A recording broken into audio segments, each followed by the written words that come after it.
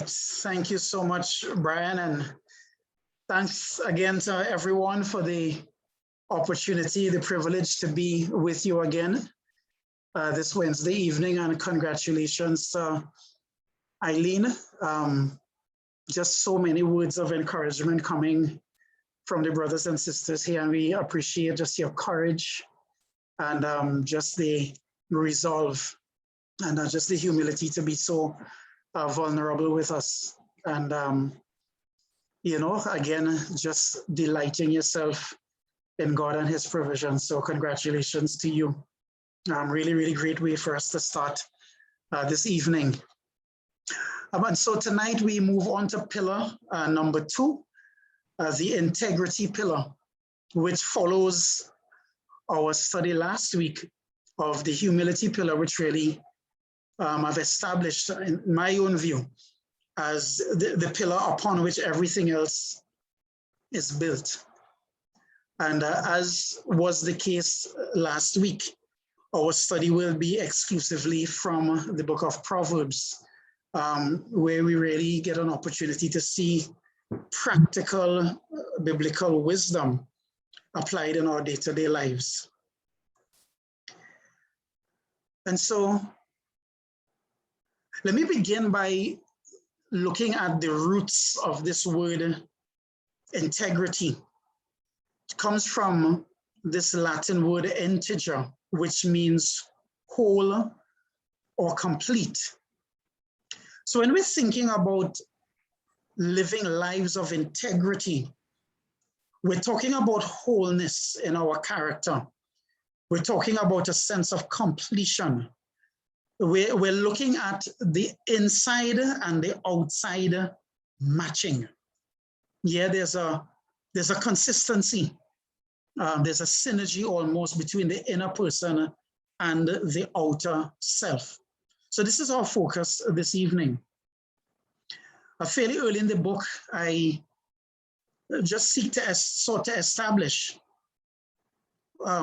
particular thought here. It says, it has become more and more difficult to give proper attention to a person's character in our modern, fast-paced world in which accomplishment, status, and material success are exalted. And maybe you'd agree with me if we consider the fact that the external has dwarfed the internal. The inner person is neglected far too often because of the way that the world defines success. And so this journey into our inner self really is to try to remind us of God's value system, of the things that have great weight from a divine perspective. And so we launch straight into some proverbs that really teach us about integrity. And as has often been the case, I use both the English Standard Version and the New International Version. The ESV in Proverbs 19 verse 1 says, "Better is a poor person who walks in his integrity than one who is crooked in speech and is a fool." Similar language is used in Proverbs 28 and verse 6, where it says, "Better is a poor man who walks in his integrity than a rich man who is crooked in his ways." And it is quite common in the wisdom literature in scripture to see this better than formula, something you would see, for instance, in the book of Ecclesiastes as well. So notice when this comparison is made, and you see very similar language in Proverbs 19 and in Proverbs 28.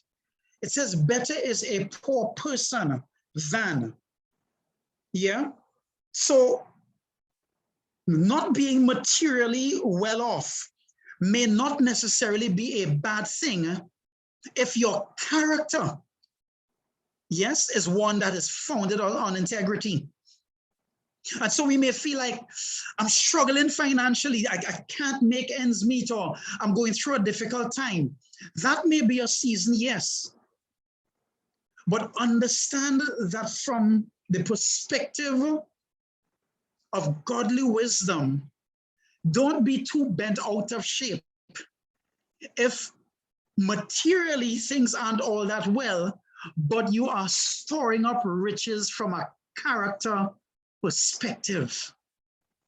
It actually says that the poor man with integrity is better than the rich one who is crooked, or better than one who is crooked in speech. So what we're seeing here in both passages is a contrast. We're seeing integrity on one hand and crookedness on the other.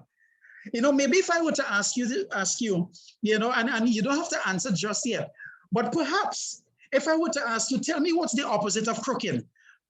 I think most people would say straight. Yeah? And so the idea of walking on a straight path from a moral perspective is what this integrity pillar is addressing. So what I want to do tonight is divide our study of integrity into what I suggest are 3 biblical benefits of integrity. Number 1, integrity brings security. We look at some Proverbs to deal with that. Secondly, integrity promotes trustworthiness. We see some other Proverbs that help to lay that foundation. And then thirdly, I want to suggest that one of the benefits of integrity is that it lays the foundation for self-control. So let's take a look at these 3, starting with integrity bringing security. And if you just take a look at this diagram, integrity is at the center. And as we focus on building integrity in our character, I'm suggesting that at least 3 things are going to happen to you. You're going to be secure in your life. There's an inner security that comes because of the character that you're building. Maybe there's a confidence that comes, a godly confidence that comes. You find yourself becoming more and more trustworthy. People can depend on you. And you find yourself growing in self-control. These are ancillary benefits, spin-offs of living and pursuing integrity. So number 1, integrity brings security. Proverbs 10 verse 9. Whoever walks in integrity walks securely, but whoever takes crooked paths will be found out. Do you see the contrast again? As we saw in the earlier Proverbs, integrity on one hand, crooked on the other hand. So one walks in integrity, there's security. One takes a crooked path, and what happens? Will be found out. And that's one of the things we always got to remember. God is a God of light, and God's sense of timing is not the same as ours. And sometimes we may feel, or we may be aware of someone, maybe someone at work, someone that we're aware of, that we know they're cutting corners, they're taking shortcuts. And we think, oh, it seems as though they're getting away. No. In God's timing, things will be exposed. And similarly for us, if we are tempted to take crooked paths, we too will be found out. It's the way, it's the way of life, that what's hidden in the darkness eventually comes to the light. And so we want to choose the path of integrity. Similar language, Proverbs 28 verse 18. Whoever walks in integrity will be delivered, but he who is crooked in his ways will suddenly fall. So it's not just a fall that is happening, but it may even be unexpected. So again, the pathways, we have a choice. So I just make the point below here. The person of integrity makes right and healthy choices which guard them on their moral and spiritual journey. Brothers and sisters, this is something that is worth pursuing. Even if the world does not highlight it or pay attention to it or value it, that's okay. Because we want to be motivated by the things that God considers to be of high value. Think about spiritual opposites. in the world of Christian spirituality. You read a book, for instance, in the New Testament like Galatians, or maybe you read a chapter like Romans chapter 8. We have these opposites, spirit and flesh. Yeah? Galatians 5 say there's a battle. It says there's a battle, there's a fight against one another. From a character perspective, what we see as the contrast, integrity, and I have an asterisk here next to the word integrous. When I kind of was doing a little bit of research on it, it may be a term that is used. Some dictionaries say it might be a little bit archaic now, all right? But the adjective being used from integrity, integrous, someone who's integrous as compared to someone who's crooked. So think about these spiritual opposites so that we can be clear in our minds the pathway that we want to follow. Let's continue in the Proverbs, Proverbs 11 verse 3. The integrity of the upright guides them, but the unfaithful are destroyed by their duplicity. You know, this word duplicity, doesn't it remind us of these double apartments that we would call the duplex? Now, when my mother-in-law was alive, all right, Michelle's mom, right, she's Jamaican, but, you know, because she was a businesswoman, she actually had a home in Miami Lakes. So quite often when we would come to Florida, you know, we would be in Miami Lakes. Sometimes we'd visit the Broward region. Sometimes we would go to Miami-Dade services, etc. And one of the things that I clearly remember is just seeing these duplexes. If that's the proper, if any English teachers are here, I don't know if it's duplexes. I think it's duplexes is the plural. Yeah, but it's these two complexes next to one another, and the idea of the duplex is this idea of two. Yeah, duplicity is used here as a contrast to integrity. Why? The duplicitous person is two-faced. They may say one thing, but in their heart, they mean something else. Yeah? What you see is not what you get. There's not a consistency between the inner and the outer.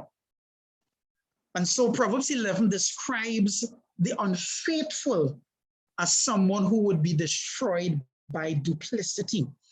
See, as we build our inner self, we really want to have the inner and the outer person to match.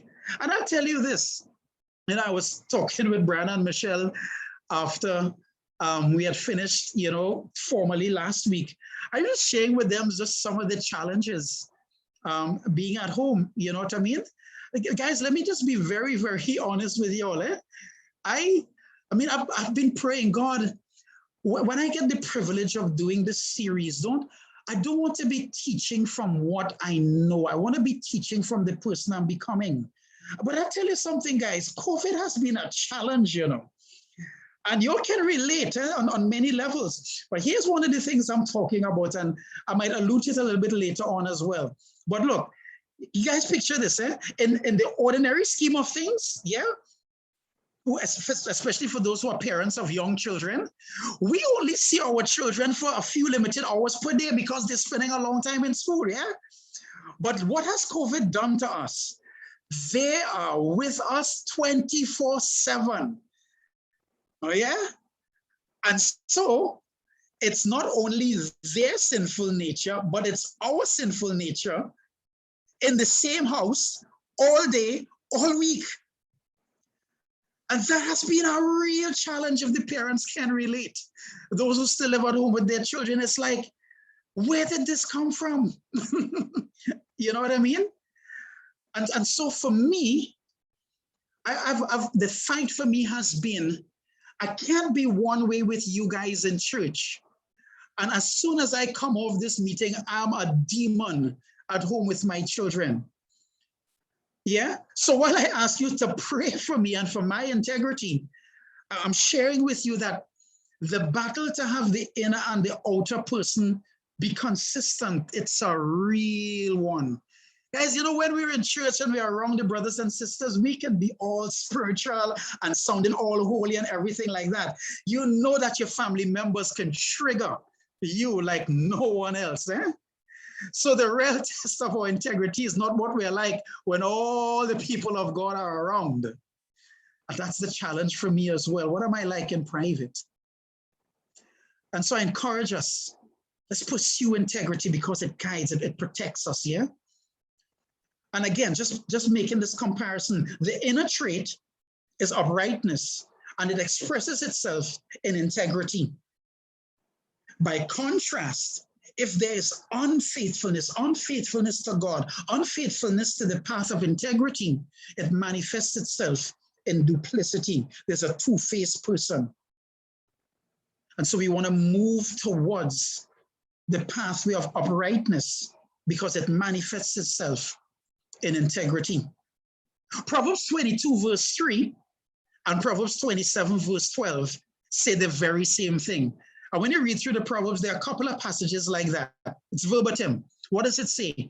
The prudent see danger and take refuge, but the simple keep going and pay the penalty. To see danger and keep moving towards it is spiritual folly. It leads to harm. Integrity desires to protect us from harm. I want to make this a little bit personal. And Michelle Santos, I know you did this function last week, so I'm going to ask again. I want to invite the brothers and sisters to advise me, okay? And here's what I'm doing. I'm taking you all back some years to when I was a younger Christian, okay? And this is coming off of my life before becoming a Christian and me bringing into my early Christian days some of the practices from the past. So I'm going to ask for your advice in light of the proverb that we just looked at, the prudent see danger, okay? So I'm describing a real life situation. Now, Brian, I hope the brothers and sisters could forgive me because I'm a fan of the Los Angeles Lakers, right? And I know that there was a time that Shaquille O'Neal played for the Orlando Magic and then he left. So I don't know if mentioning the Lakers here is a good idea or not, okay? I'm a fan of the Los Angeles Lakers, all right? And because of the difference in time, in Trinidad and Tobago, the time in California tends to be typically 3 hours behind. So brothers and sisters, here's the deal. If I wanted to stay up to watch a Lakers game on TV, it would typically start at 11 p.m. Trinidad and Tobago time.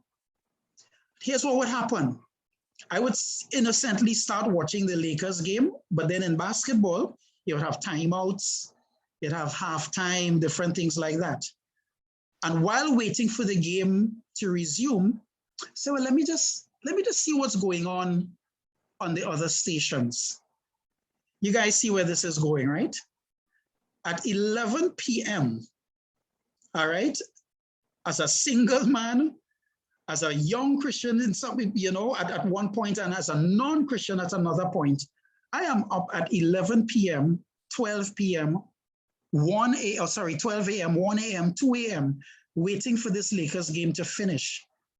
And what happens in between at that hour, I get sucked in to temptation and impurity because of the movies and the images that are on.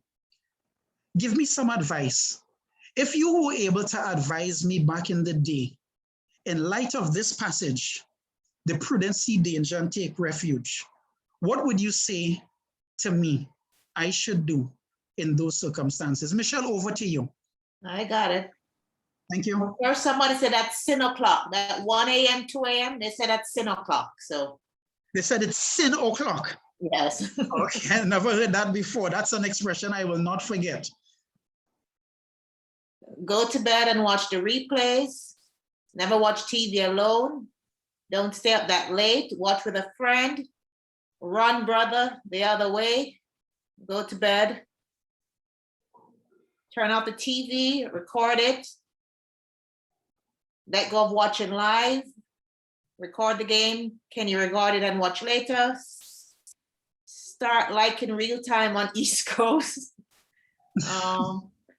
Record it and watch it later. Thanks, Michelle. And one of the consistent bits of practical advice coming out there was record it and watch it later so that I could remove myself from the temptation. Somebody else said, don't watch it alone. Yeah, all right. Watch the replay. Why do I have to watch it live? So I'm hearing the advice.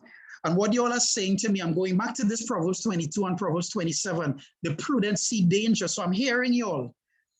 Back in my younger days as an individual and as a younger Christian, you all are saying, Tyrone, that's dangerous. So take refuge. It's foolish to keep going. You're going to suffer for it. You're going to sin as a result. And I appreciate that, because brothers and sisters, that wasn't my decision making back then.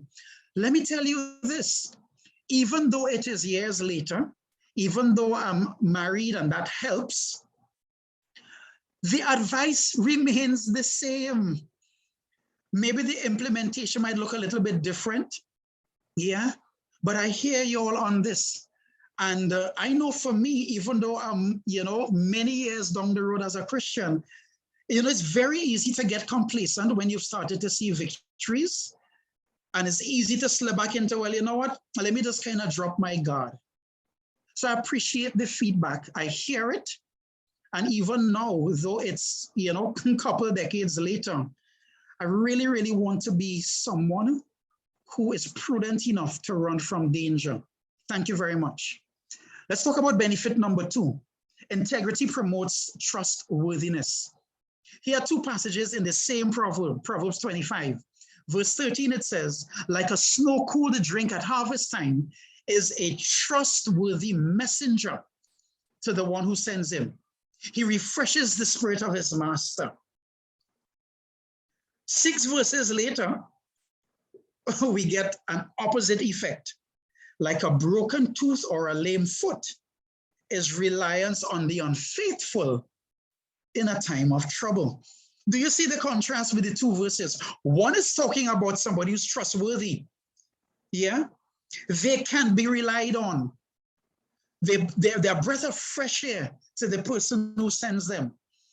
Sometimes, what we would do in our modern day exegesis and hermeneutics of the Bible is that we'd look at this, the master, maybe we would replace it with employer or boss.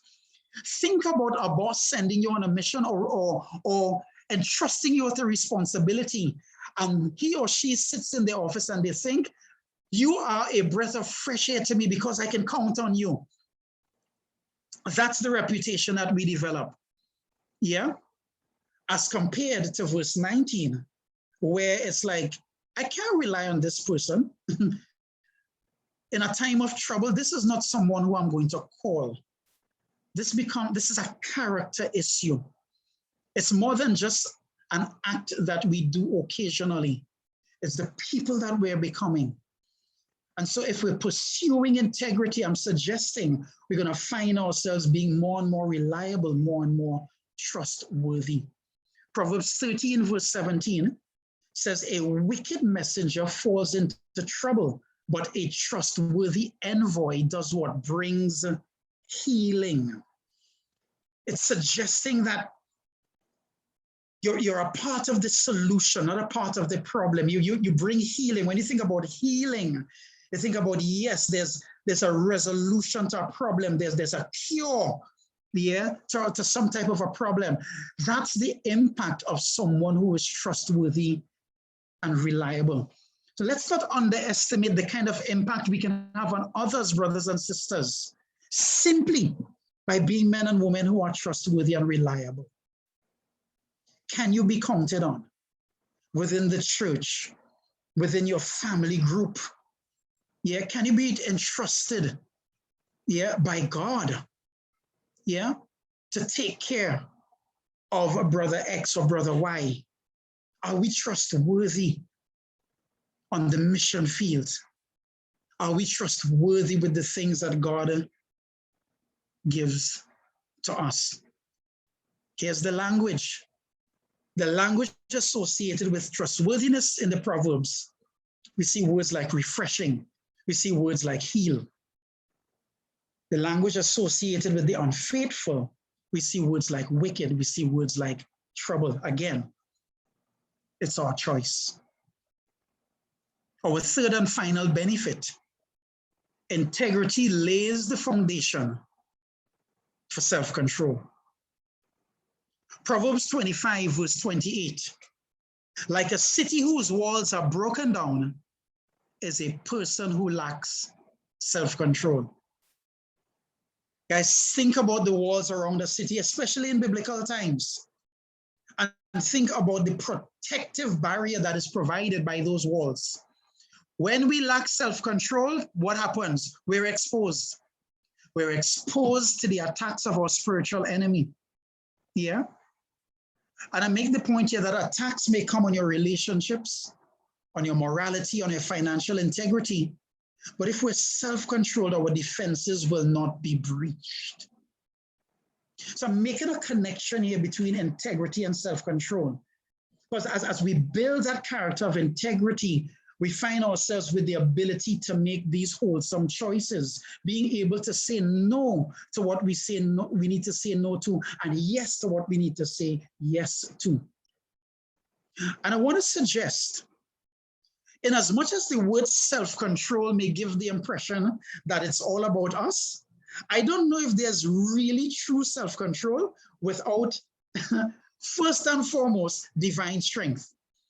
You see, Brian, I don't know if in Orlando they use the term bad mind as well, which I think is a very Caribbean term. And Michelle, I think that's a term used in Jamaica as well. And Marissa is saying that she has family from St. Kitts. So we talk about bad mind. I don't know if there's an equivalent. Do we say bad mind in Orlando, Brian? No. No. No, what's the equivalent? I don't know of one. Envious? I don't know. Oh, okay, no, this is bad mind in another sense. Bad mind as in willpower. Yeah? I'm just going to kind of will myself to it. Yeah? So it's bad mind in that sense. All right?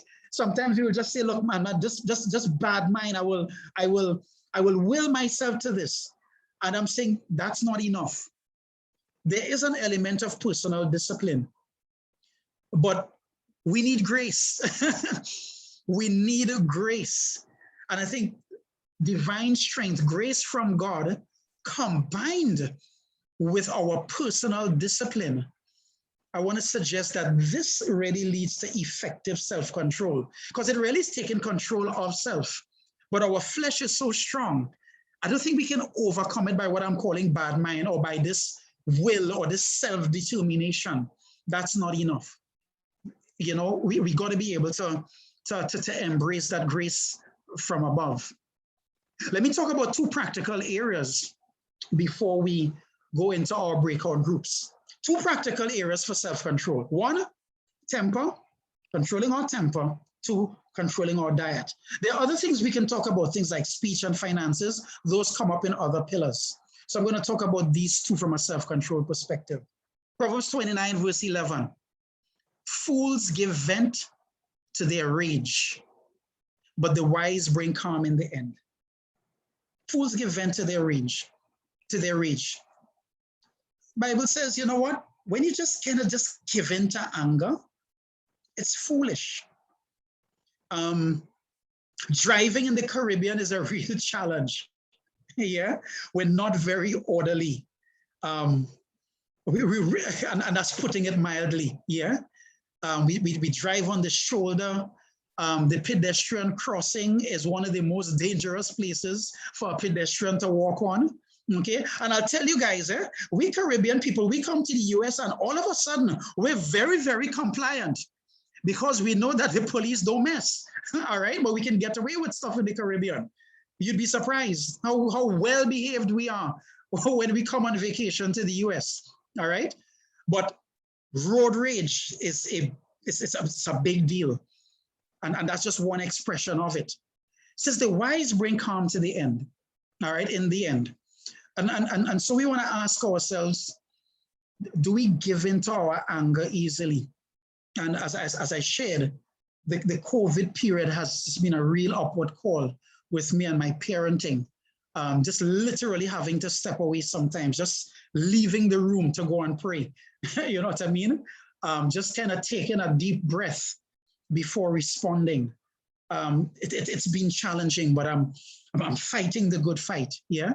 Proverbs 16, verse 32 in the ESV, it says, whoever is slow to anger is better than, there's that better than formula again, better than the mighty. And he who rules his spirit than one who takes a city. Ruling your spirit. You know, the Bible is commending the man or woman who is able to rule his inner spirit. You don't just give in. Yeah. And so I ask the question here, are we aware of the triggers that make us lose our ability to be temperate? What are those triggers? Is it a colleague at work? Is it a sibling? Is it a family member? Is it the children? If you're a parent, is it conflicts within the church? Sometimes we have these triggers and we just realize, man, I've just lost control of my inner spirit. I'm no longer poised. I'm no longer temperate. I'm no longer self-controlled. I find myself easily irritable, easily lashing out with my words. You know, being slow to anger is commended as being of greater impact or greater worth than the mighty. Here's something that I think might be helpful. Proverbs 17, verse 14, you know, I think one way to control our temper is to diffuse a quarrel before it starts. Proverbs 17, verse 14 says, starting a quarrel is like breaching a dam. So drop the matter before a dispute breaks out. Guys, let's be honest. Don't we sometimes see an argument coming from a distance? We see it coming down the road towards us, you know, and we know there are certain people or there are certain topics. Yeah, we see that argument coming and we know, you know what? If I stay in this conversation, it's going to turn into a fight. So, you know, the proverb says, drop the matter before dispute breaks out. Walk away before it starts. Be willing to say, you know what? I'm going to lose this one. It's okay. Don't let it start. Don't let it start. And guys, we know the people. We know the people who can, you know, just poke us in the side and just make us erupt.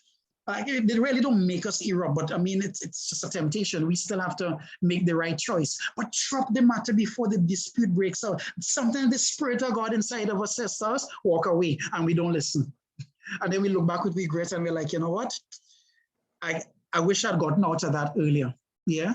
One of the best ways to keep our anger under control is to have the wisdom, skill, and discernment to diffuse a quarrel before it starts. Let's close off talking about food and drink. You know, this passage in Proverbs 29, it's a serious matter, but the way it's written, it's hard not to smile or chuckle. All right, a series of what seems to be rhetorical questions are asked. Proverbs 23, verse 29. Who has woe? Who has sorrow? Who has strife? Who has complaints? Who has needless bruises? Who has bloodshot eyes? Those who linger over wine, who go to sample bowls of mixed wine. Do not gaze at wine when it is red, when it sparkles in the cup, when it goes down smoothly. In the end, it bites like a snake and poison like a viper. Your eyes will see strange sights, and your mind will imagine confusing things. You will be like one sleeping on the high seas, lying on top of the rigging. They hit me, you will say, but I'm not hurt. They beat me, but I don't feel it. When will I awake so I can find another drink? This very graphic, almost poetic language of the proverb is talking about the folly of overindulgence, especially when it comes to alcohol. Again, we need to know our triggers. We need to know our past. We need to know the desires of our flesh to be able to have the integrity to walk away if this may be an area of temptation for us. See, Proverbs 25, verse 16 says, if you find honey, eat just enough. Too much of it, and you will vomit. You can count on the Proverbs to just be very, very direct. Boundaries with our eating. Self-control when it comes to diet, when it comes to what we consume. Just enough, not too much. we lose the enjoyment of it. This is an issue of self-control. And I'm suggesting that a life of integrity lays the groundwork for us to become men and women who are more and more self-controlled. Here's a reality check. Proverbs 29:10 says, the bloodthirsty hate a person of integrity and seek to kill the upright. Hey, when we try to choose this path of integrity, some people aren't going to like us, okay? Some people are going to be very threatened by our moral stance and our desire to do what is right. Let's not be surprised by it, but let's pursue it because it's worth it. My final passage, it's a word of encouragement. The ESV uses the word integrity, the NIV uses the word blameless. Verses 7 and 8, and then you jump down to the end of the chapter, verses 20 and 21. What does it say? He stores up wisdom for the upright. Speaking about God, he's a shield to those who walk in integrity. And I think Eileen beautifully, when she was sharing earlier, spoke about God being her shield. Really, really love that when she was sharing coming to the end. Lovely, lovely language. God is a shield to those who walk in integrity, guarding the paths of justice and watching over the way of his saints. And then down in verse 20 and 21, so you will walk in the way of the good and keep to the paths of the righteous, for the upright will inhabit the land, and those with integrity will remain in it. As we head into our breakout groups, and Brian has the questions, so the group leaders may have them in advance, but just to share them again. 2 questions for our discussion groups. In what area of your character development do you need to become more vigilant so that you can avoid the dangers of sin and temptation? Is it temper? Is it diet and exercise? Is it maybe worldly entertainment? These are just some thoughts maybe to trigger the conversation. Then the second question is this. In what aspects of your life would God want you to be more reliable or trustworthy? Yeah? And maybe you're an older Christian. Maybe God wants you to be reliable in taking care of a younger Christian, really ensuring that they're growing in their faith. Maybe personally, it's just greater consistency in personal Bible study. Maybe it's becoming a little bit wavering, all right, or wavering. Maybe it's God wanting us to be reliable with evangelism even during the pandemic, whether it's, Hero Sunday coming up or other occasions to reach out to others, not using the pandemic as a spiritual vacation, but just being alert. And I think Bill Ellis, I think I'm remembering correctly, prayed about this at the very beginning, that, during a time like this, that we remain conscious of the opportunity to help people to see the light of God. So these are the questions. Brian, I hand back over to you. I'm going to stop sharing now.